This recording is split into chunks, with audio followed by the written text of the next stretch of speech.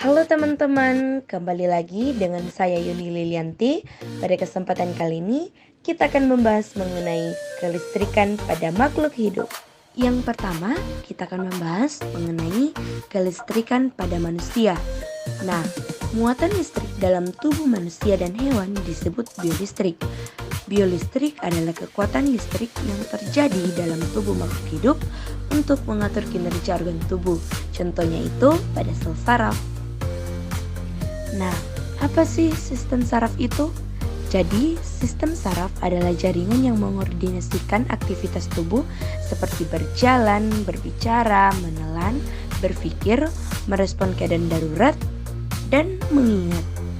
Sistem saraf ini terdiri atas dua bagian, yaitu sistem saraf pusat atau SSP dan sistem saraf tepi atau SST, yang terdiri dari saraf kranial, otak, sumsum tulang belakang, ganglia di luar SSP, dan saraf tulang belakang. Berkas pada sel saraf sendiri terdiri dari badan sel saraf yang berfungsi meneruskan impuls dari dendrit ke akson, kemudian sel lubung mielin yang berfungsi melindungi akson dan dapat mempercepat terjadinya loncatan muatan listrik pada saraf. Yang ketiga, akson. Akson ini berfungsi meneruskan impuls dari badan sel saraf ke sel saraf lain atau ke sel otot atau ke sel-sel kelenjar. Biolistrik muncul dari perubahan potensial membran yang dihasilkan dari sel-sel yang merupakan lapisan tipis muatan positif pada permukaan luas dan lapisan tipis muatan negatif pada permukaan dalam membran. Adanya aliran ion-ion bermuatan positif dan negatif yang keluar masuk sel ini menyebabkan timbul arus listrik.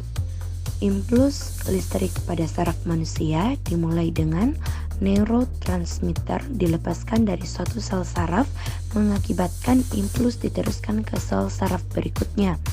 Neurotransmitter tersebut mengakibatkan muatan positif Na+ masuk ke dalam sel saraf berikutnya. Kemudian, saat muatan Na+ masuk ke dalam sel saraf melalui membran sel, maka terjadilah aliran impuls. Saat impuls telah mencapai ujung sel saraf, neuron transmitter akan dilepaskan kembali menuju sel tujuan. Selanjutnya kita akan belajar mengenai hewan penghasil listrik seperti ikan belalai gajah, ikan pari listrik, ikan hiu kepala martil, dan belut listrik. Belut listrik adalah jenis ikan air tawar yang memiliki tubuh panjang dan gemuk, berbentuk silindris di bagian depan dan pipi di bagian ekor. Belut listrik menghasilkan listrik dengan menggunakan sel khusus yang disebut elektrosit. Elektrosit memiliki dua sisi, yaitu sisi posterior dan sisi anterior. Belut listrik menggunakan listrik yang dihasilkan untuk menyetrum mangsanya atau menghindari predatornya.